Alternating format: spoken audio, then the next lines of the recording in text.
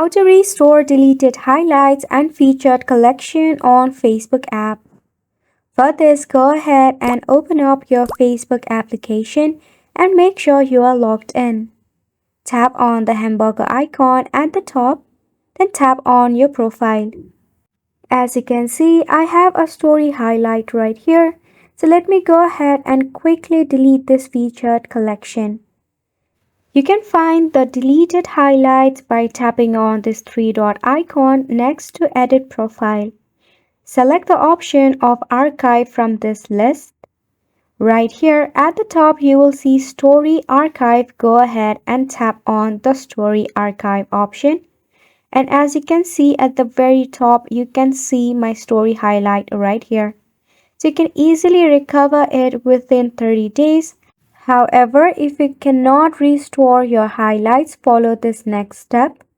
Exit from your Facebook application, then press and hold the app to go to the app info. Force stop the app, then go to storage and cache and clear the cache. Once you do this, now go ahead and open your Play Store or App Store and search for Facebook right here. Make sure that your Facebook is up to date, or you can also try by uninstalling your application and reinstalling it once again.